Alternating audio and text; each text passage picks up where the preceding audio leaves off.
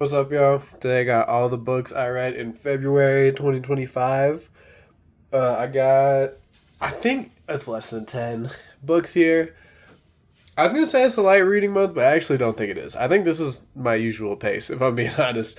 One of these books is a little big, but most of them were kind of like, just like deluxe edition size. It's like a couple hundred pages in each of these. If that, there's a couple skinny ones. But anyway, let's just get to it, man. My first book here is Julia by Juni Ba. He does literally everything in this book. He colors, writes, draws, everything. You want to see something gangster? Look at this. Boom. By Juni Ba. No other names. That's how you know it's the real deal, bro. I really like Juni Ba. My understanding is that this was like the one that kind of put him on the map in like a major way. He's got a lot of like African influence in all of his stories. He's got this really he likes to use heavy blacks in all of his stuff. He has this really like cartoony kind of feeling behind all of it, and a lot of like I don't know, like these kind of lines and stuff that he adds in here. There's like a lot of his stuff is that texture to it. This one definitely feels a little different from the rest of the stuff that I've seen. Part of it I feel like is the paper that this is on, and there's never like a lot of like whites in any of it. Like even these are like I don't know if you guys can tell. It's not like white. Like these speech bubbles are like tan. Maybe you can tell. Maybe you can't. But anyways, I like his stuff in general. I like this book as well. This to me felt like a very good all ages book, which I don't know if it was marketed that way. I'm way behind on this one. I'm not breaking any ground that Julie is good. This is like everyone has already agreed that this book is good. But the things I really took away from it are his character designs are sick, and that's always been true about Junibot. Like this guy is sick. That's a cool design. This big, uh, what would you call him? A boar? Maybe. What's Pumbaa? He looks like Pumbaa. I don't know what that is. Warthog. There we go. uh, they're sick. The characters are really cool. There are parts in this where like this book can sometimes feel like a little clunky in the way that like translated books are for me, and I don't know if that's just like different. Stories are told differently in other places around the world, and I wonder if this is not so sanded down to fit a Western audience. Is kind of the vibe I get from this book and his stuff in general. Like this book felt like Mobilist to me. If you guys have read that Juni Ba book, where both of them are kind of clunky, but it doesn't really get in the way of my reading. I still really enjoyed it. I haven't said anything about this story so far. We follow this guy, whatever his name is. Y'all know how I feel about names here, but he is kind of like a fallen, not fall. His he was royalty. His family's kind of fallen out of it, and it's him and his Jelly, I believe. Yeah, Jelly, who's this gal right here, who is like an advisor who tells stories and who keeps the stories of her people and like gives advice to the king is the idea, and they go on this big grand adventure to kind of defeat the grand evil. I don't want to get into it too much because I feel like this story really plays a lot with like those ideas. There's not like I feel like by the end of the book there's not like a big bad, but there are lots of characters in the story with their own motivations, some of them less ethical than others, let's say, but I don't want to like get too far into it. Our main guy has this super sick shield weapon get up thing that he switches into when he fights. Juniba stuff is very, very kinetic. He can really get that feeling of motion. I've heard him talk about how he was inspired by like Cartoon Network cartoons, and I really felt it in this one. Feel it in all of them with him, but felt it in this one as well. Julia's good. Read Juniba books. Like I feel like you have to be like you can't be in comics and not be reading Juniba right now. Is honestly how I feel. For me, I'd probably give this book a 3 out of 5. But this is a book that I'm like gonna keep and I'm gonna give to like my kids to read, type of thing. Great all ages book. There's like nothing to keep anybody out. A lot of stuff was like confusing, but he feels not confusing, but unfamiliar to someone like me. I feel like there's a lot of African references in here that I don't get, and I didn't feel excluded because of it. Would recommend Julia 3 out of 5.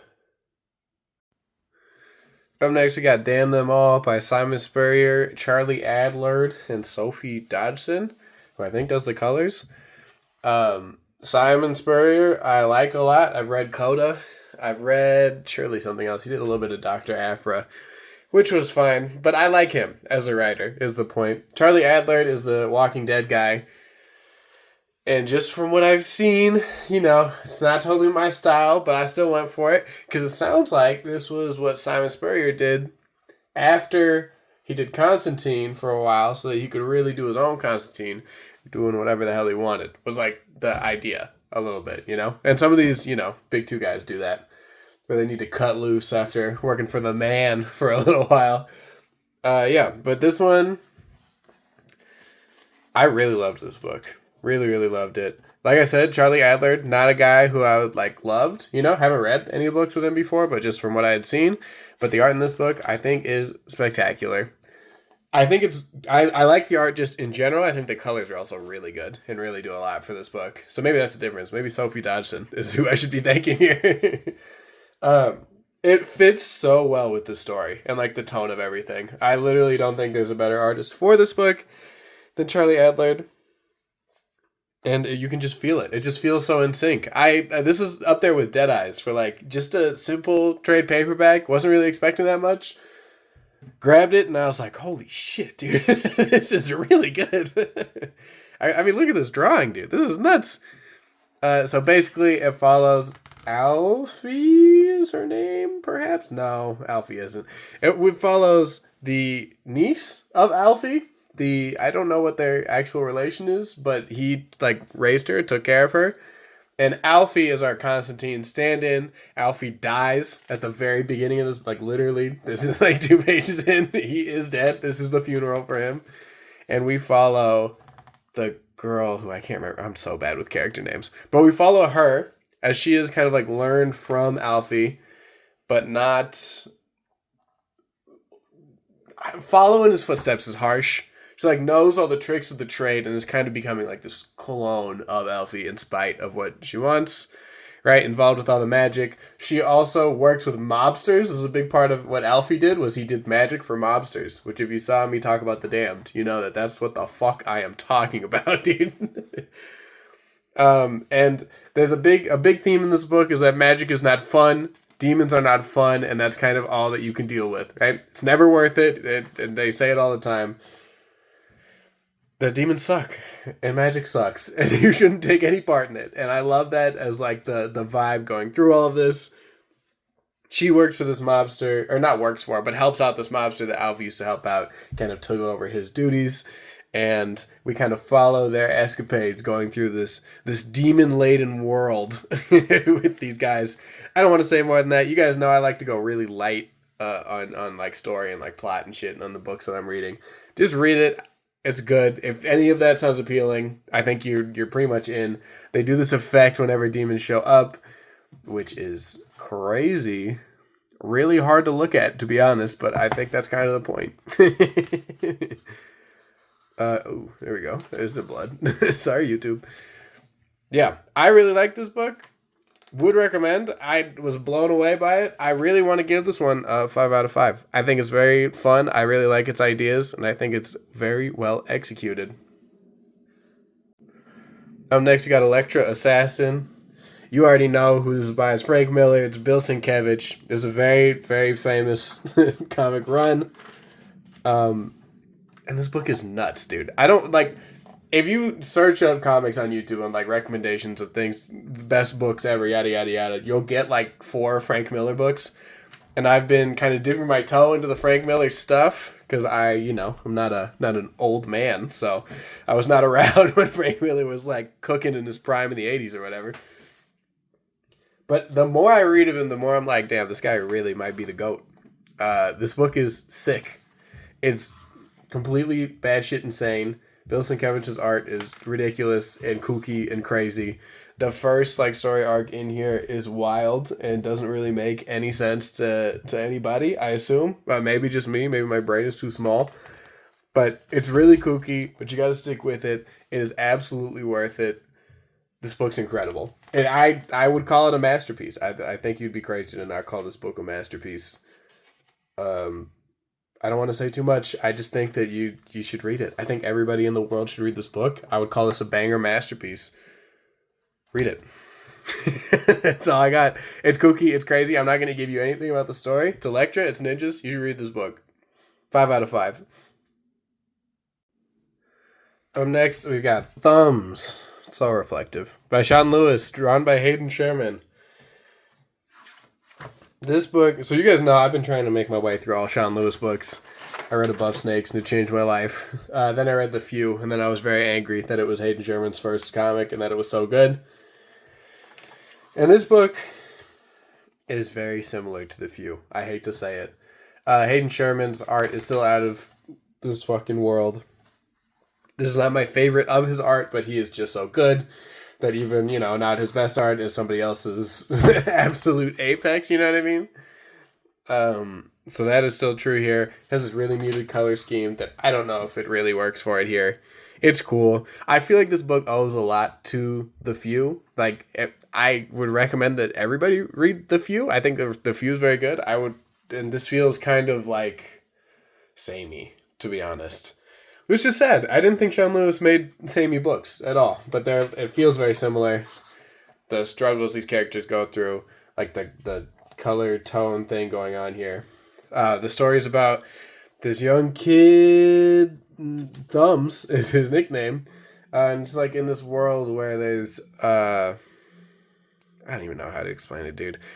There's like these kids with this connection to technology. They're all like gamers, but then they turn these gamers into like child soldiers with drones and technology.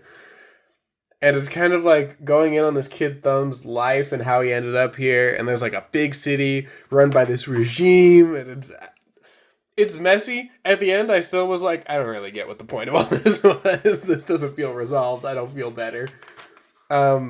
It's cool. Hayden Sherman is incredible. Sean Lewis, I still really like. I feel like this was just a little bit scattered for me. Unfocused, even. Like, there's this character, which is Mom, who, like, it's like this AI thing that raises them, I guess, but she's illegal. It's all very weird. I don't totally get it. This is probably my least favorite of the Sean Lewis books I've read. It's probably my least favorite of the Hayden Sherman books that I've read. However, the quality of both of these two raises the floor of this book, So, I mean, I'd probably give this book a 2 out of 5.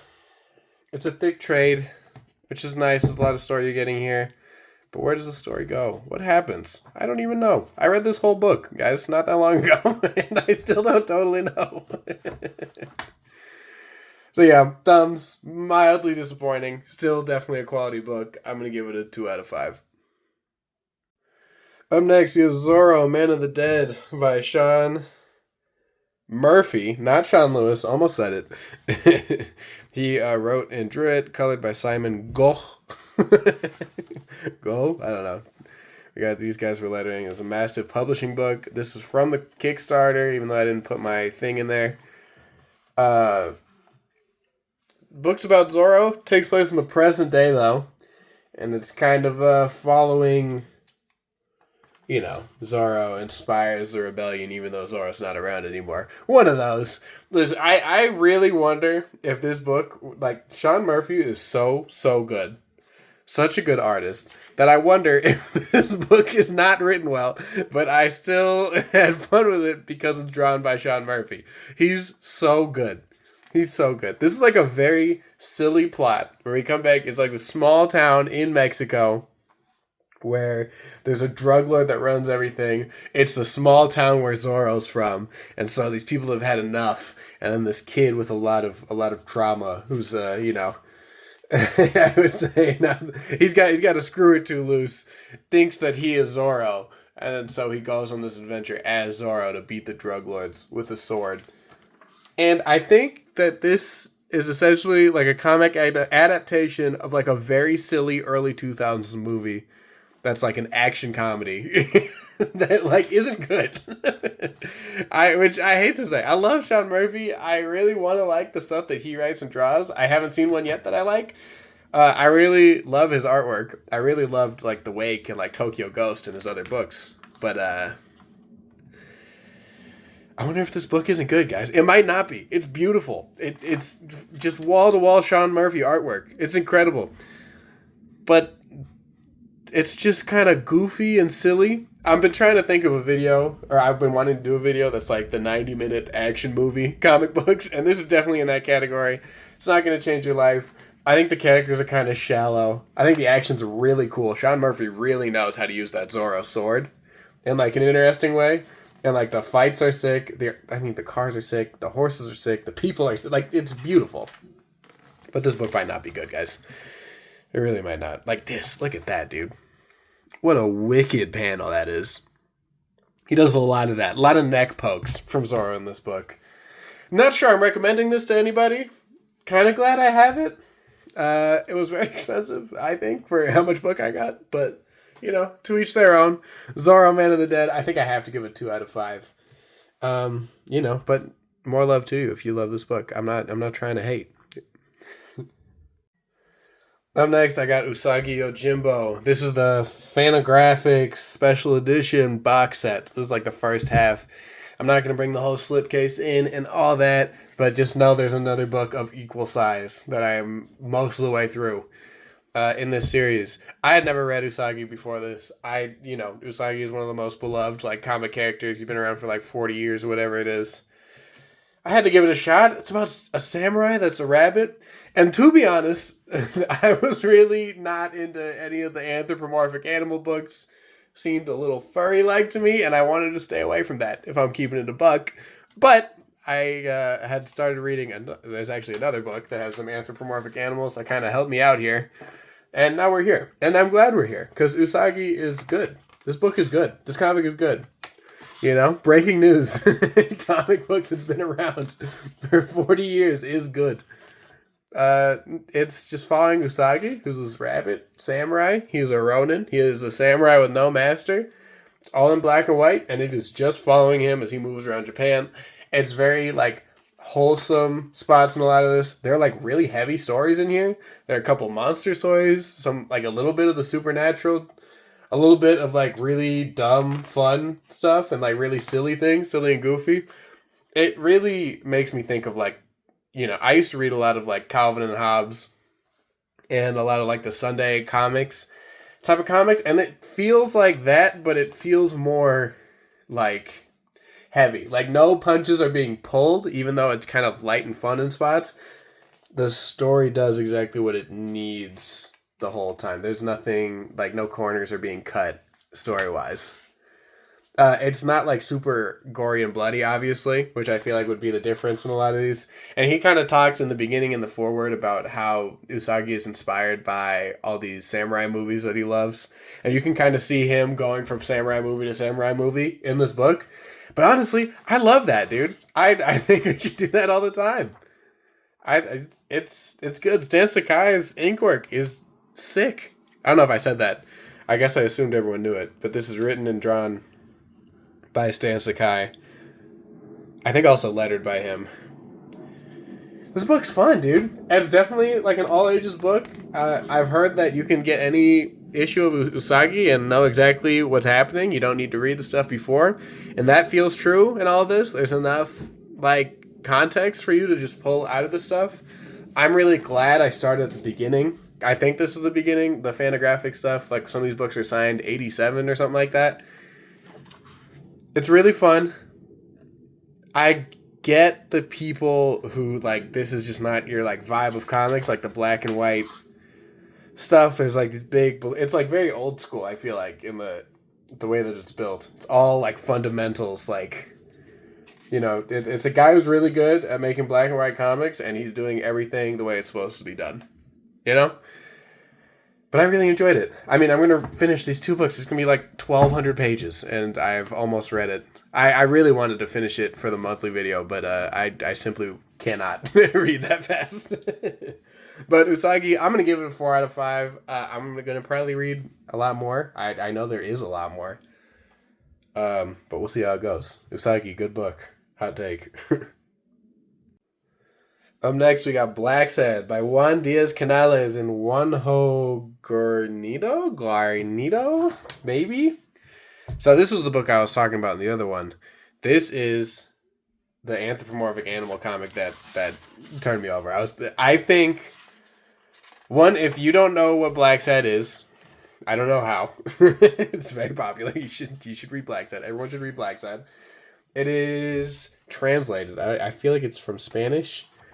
It's a book about John Blacksad, who's this cat private detective. The world is anthropomorphic animals. It's very noir.